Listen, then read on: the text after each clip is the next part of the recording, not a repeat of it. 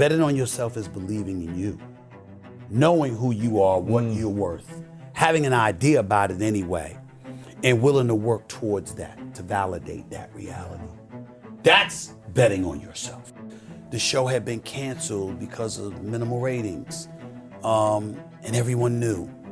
And so when you go from that to being on billboards, to being on commercials, to being on national television every day, to getting let go, everyone knows you're gone. Everyone knows it's not of your own volition. Everyone knows you've been fired. And then you also have to take into account the black element. When you are a black man, you do not, if you're smart, which a lot of us are, you don't assume that opportunities are waiting for you. You know obstacles are standing at every door. Wow. You do firmly believe, and you're raised to believe, you have to do twice as much to get half of what folks in white America get. And so that challenge that you have to embrace and you have to deal with, that's hard to deal with when you have achieved. Right. It's hard to deal with when you're standing on the mountaintop, because everybody's gunning for you and trying to take you down. But when you fall, you never assume it's guaranteed.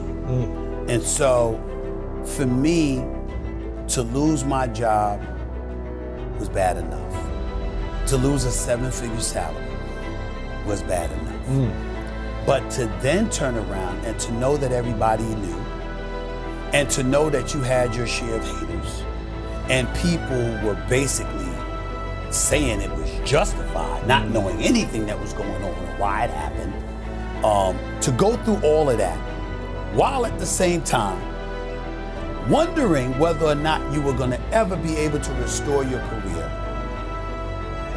while you're an expectant father. My goodness. It was by far the scariest moment of my life. There's no doubt about it, because you want to know what a nightmare is for a man. And I say this to people, and I've said this to black men, I've said this to white men, I've said this to everybody. I said, this is where real men come into play, where we all in this together. If you are a real man, you want to provide for your family. To those out there, you ain't a real man if you ain't thinking about providing for your family. You know what I'm saying? If you want to take all the money for yourself and you don't want to give nothing to anybody else and you want to leave everybody else hanging while you live the good life, that is not a man. A man provides. That's what men do when you have a family. I was not always confident. There's no doubt about that. I've always had my insecurities. What I firmly believed in was, as it pertained to me, was that I always worked hard. I was never lazy. I was always somebody that believed in hard work. And when I got to a point where that 7th grade teacher, it's in the book, and that 7th grade teacher talked about, finding what my passion was, and you'll have a star on your hands.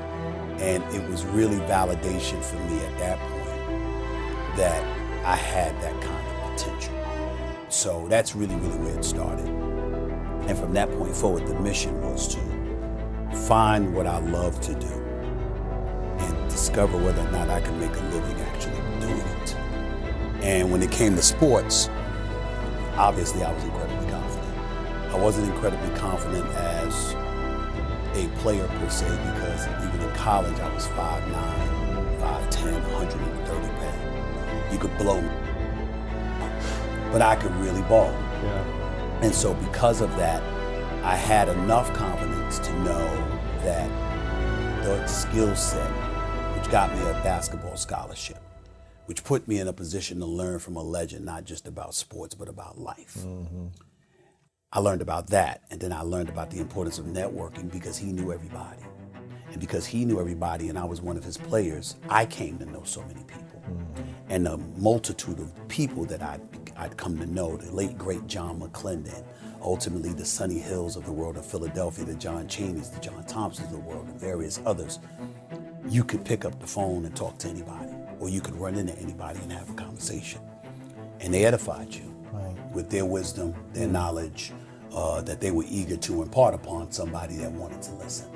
Somebody that they felt was interested in making a difference. And that's when that last part came in. Because if I wasn't interested in making a difference, if I wasn't interested in impacting the lives of others in a positive fashion, they would have not been interested in giving me the time of day. I had to be interested in something greater than myself to get their interest to elevate in me. You ever see these corporations and they talk about, well, you know, we got to lay people off because, you know, we're projected to lose this amount of money. Well, actually, you didn't lose money. You projected that you were going to make more than you actually made. You budgeted accordingly. You didn't meet that targeted number. And so everybody around you have to suffer because your numbers were off, right? And because of that, that might have led to you hiring people that didn't need to be hired, hiring an inordinate amount of people that didn't need to be employed, et cetera, et cetera. It can lead to a lot of things. But at the end of the day, the point is there's real losses and then there's projected losses. Sure. So when you're paying attention to all of these things, all of a sudden it empowers you. Because now you have an idea of what your worth is. Right. And it leaves you in a position of being able to make better decisions about what's best for you. Because you're able to depersonalize things. My problem back in the day was that I personalized. I got caught up in, I deserve this. I work 330 plus days out of the year. You got guys getting paid more than me that you paying. They work 100 days out of the year. They work 20 days out of the year. You got emotional. Yeah, and then you got emotional. You didn't know the numbers. And I didn't know. And again, sometimes the numbers are always arguable. Right. They can fudge it. But the point is you have a ballpark idea of what those numbers are and what your worth is. Yes. And by virtue of that, when they come to you, you're able to negotiate.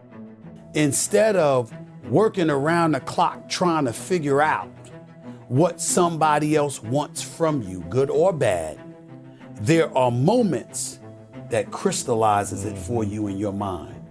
Pay attention and you'll see what they are. Yeah. And you'll know what to do accordingly. Don't be scared to leave. Don't be scared to bet on yourself. You're going to be scared anyway because it is scary. But at the same time, betting on yourself isn't always leaving. Betting on yourself is believing in you. Knowing who you are, what you're worth. Having an idea about it anyway.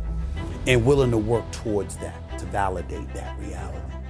That's betting on yourself. Whatever decision emanates from that is based off of you looking at you and saying, I'm going for it. Yeah. And that's why I wrote my book. That's why I have my podcast and all of this other stuff.